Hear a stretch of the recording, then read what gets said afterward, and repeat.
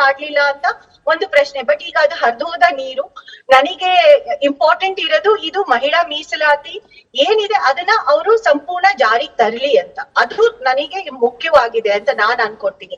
ಯಾರ್ ತಂದ್ರು ಯಾರ್ ತರಲಿಲ್ಲ ಅಂತ ಪ್ರಶ್ನೆ ಇಲ್ಲ, ಎಲ್ಲರದು ಪ್ರಯತ್ನ ಇದೆ ಅಂತ ನಾನ್ ಅಂದ್ಕೊಂಡು. ಯಾಕಂದ್ರೆ ಅವ್ರು ಈಗ ಅದನ್ನ ಏನು ಕಾನೂನಲ್ಲಿ ಅವರು ತಂದಿರೋ ಒಂದು ಇದು ಕಾನೂನಲ್ಲಿ ಅವ್ರು ತಂದಿರೋ ಒಂದು ಮಾನದಂಡ ಏನು ಅಂದ್ರೆ ಸೆನ್ಸಸ್ ಆಗ್ಬೇಕಾಗಿತ್ತು, ಅದ್ರ ಆಧಾರದ ಮೇಲೆ ಡಿಲಿಮಿಟೇಷನ್ ಆಗ್ಬೇಕಿತ್ತು ಅಂತ.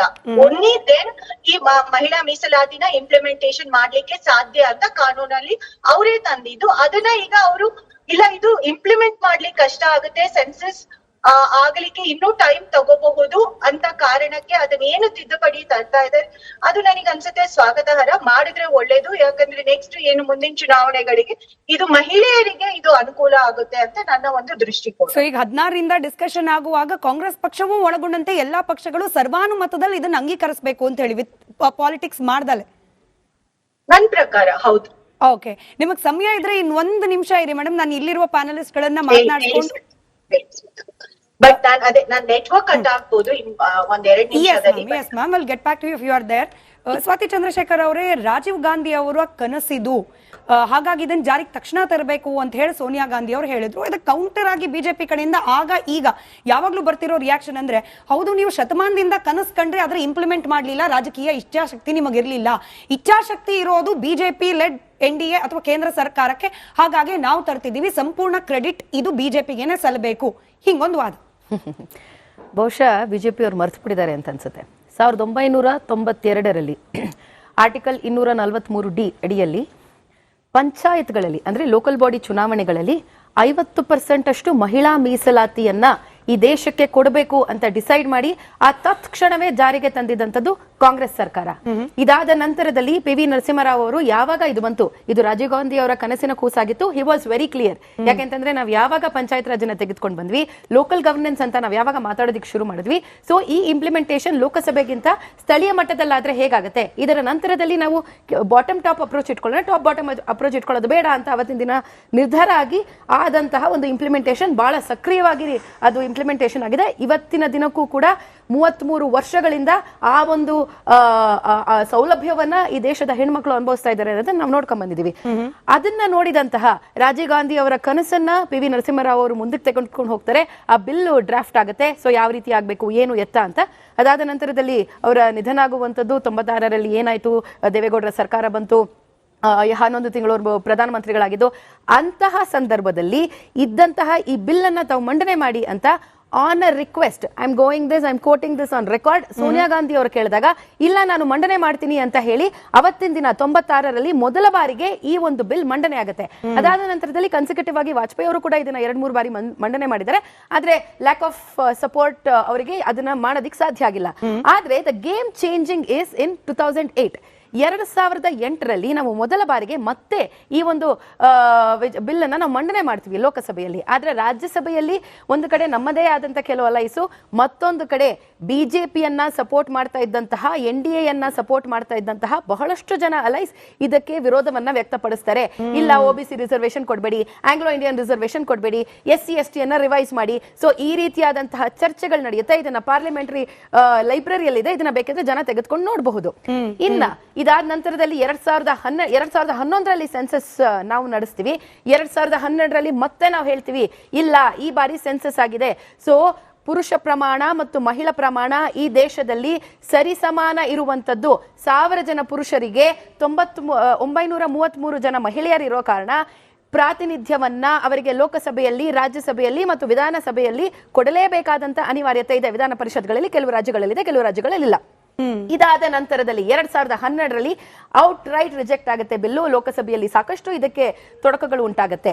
Then comes the actual matter. 2014 Narendra Modi ಅವರು ಒಂದು ಅಭೂತಪೂರ್ವವಾದಂತಹ ಒಂದು ಗೆಲುವನ್ನ ಸಾಧಿಸಿಕೊಂಡು ಈ ದೇಶದ ಚುಕ್ಕಾಣಿಯನ್ನು ಹಿಡಿತಾರೆ. ಬೇಡ 2014 ಬೇಡ, 15 ಬೇಡ, 16 ಬೇಡ, ನಾನು ಒಪ್ಕೊಳ್ತೀನಿ. ಪಾಪ 3 ವರ್ಷ ಅವರು ಈ ದೇಶವನ್ನ ಅರ್ಥ ಮಾಡ್ಕೊಳ್ಳೋದ್ರಲ್ಲಿ ನಿರತರಾಗಿದ್ರು, ಬ್ಯುಸಿ ಆಗಿದ್ರು. ಸೊ ಬೇರೆ ಬೇರೆ ಕೆಲಸಗಳಿತ್ತು, ಬೇರೆ ಬೇರೆ ಬಿಲ್ಗಳನ್ನ ಮಂಡನೆ ಮಾಡ್ಬೇಕಿತ್ತನೋ, ಇದೆಲ್ಲವನ್ನು ಕೂಡ ಒಪ್ಕೊಳ್ಳೋಣ. ಆದ್ರೆ 2016ರಿಂದ 19 ತನಕ ಅವರಿಗೆ 3 ವರ್ಷಗಳ ಕಾಲಾವಧಿ ಇತ್ತು. ಬೇಡ 2 ವರ್ಷಗಳ ಕಾಲಾವಧಿ ಇತ್ತು with full majority for BJP alone. And ಅಲೈಸ್ಗಳ ಜೊತೆ ಸೇರಿದ್ರೆ ಸರಿಸುಮಾರು 330ರಷ್ಟು ಮೆಜಾರಿಟಿ ಇಟ್ಕೊಂಡಿದ್ದಂತಹ NDA ಆ ಬಿಲ್ ಅನ್ನ ಮಂಡನೆ ಮಾಡೋದಿಲ್ಲ. 2019ರಲ್ಲಿ 14ಕ್ಕಿಂತ ಹೆಚ್ಚು ಮತಗಳನ್ನ, ಹೆಚ್ಚು ಸೀಟ್ಗಳನ್ನ ಪಡೆದುಕೊಂಡಂತಹ ಬಿಜೆಪಿ ಅದಾದ ನಂತರವೂ ಕೂಡ ಆ ಬಿಲ್ ಅನ್ನ ಮಂಡನೆ ಮಾಡೋದಿಲ್ಲ. BRS ಪಕ್ಷ, ಅವತ್ತಿನ ದಿನ BRS ಆಗಿರ್ಲಿಲ್ಲ, ಅದನ್ನು ಕೂಡ ತೆಲಂಗಾಣ ರಾಷ್ಟ್ರೀಯ ಸಮಿತಿ ಆಗಿದ್ದಂಥದ್ದು. ಅವತ್ತಿನ ದಿನ ಆ ಪಕ್ಷದ ಸಾಕಷ್ಟು ಜನ ಮಹಿಳೆಯರು, ಸಂಸದರು ಹೋಗಿ ಒಂದು ಮಂಡನೆಯನ್ನ ಕೊಡ್ತಾರೆ, ಅದು ಅಂಗೀಕಾರ ಆಗೋದಿಲ್ಲ. ಸನ್ಮಾನ್ಯ ಸೋನಿಯಾ ಗಾಂಧಿ ಅವರು ಕೂಡ ಒಂದು ಪತ್ರವನ್ನ ಬರೀತಾರೆ ನರೇಂದ್ರ ಮೋದಿ ಅವರಿಗೆ, ನಿಮ್ ಹತ್ರ ಸಂಪೂರ್ಣವಾದ ಮೆಜಾರಿಟಿ ಇದೆ, ಇದು ಈ ದೇಶದ ಮಹಿಳೆಯರಿಗೆ ತಾವು ಕೊಡ್ತಾ ಇರುವಂತಹ ಒಂದು ಗಿಫ್ಟ್ ಅಂತ ಅನ್ಕೊಳ್ಳಿ, ಅವರ ಹಕ್ಕು ಅಂತ ಅನ್ಕೊಳ್ಳಿ, ನಿಮಗೆ ಸಂಪೂರ್ಣ ಮೆಜಾರಿಟಿ ಇದೆ.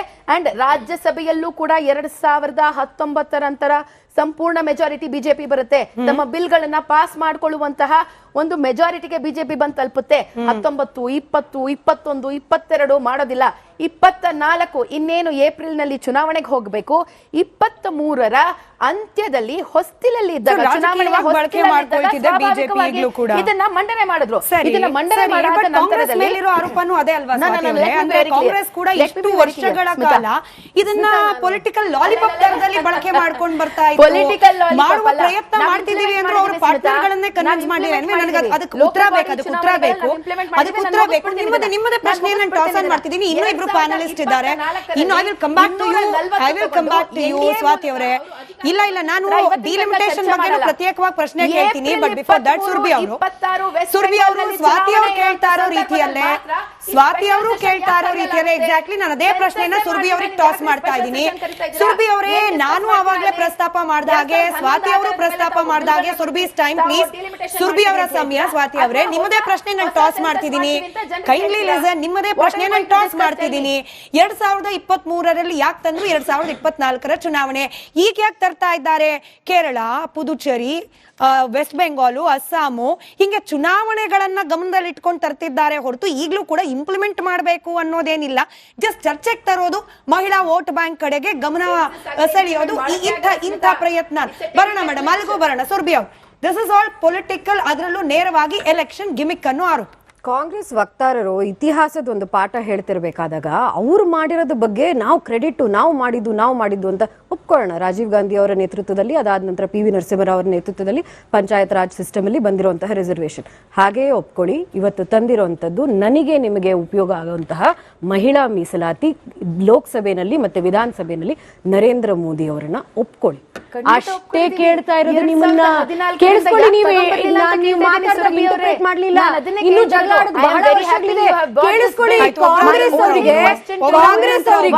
ದೇಶಕ್ಕೆ ಒಳ್ಳೆಯದಾಗಬೇಕು ಅಂತ ಸ್ವಾತಿ ಇಂಟರಪ್ಟ್ ಮಾಡಿದ್ರೆ ನೀವು ಅನ್ಕೊಂಡಿದ್ರೆ ವ್ಯೂವರ್ಸ್ ಕೇಳಿಸ್ಕೊತಾರೆ ಅಂತ. ಸ್ವಲ್ಪ ನಾನು ಮಾತಾಡಿಲ್ಲ.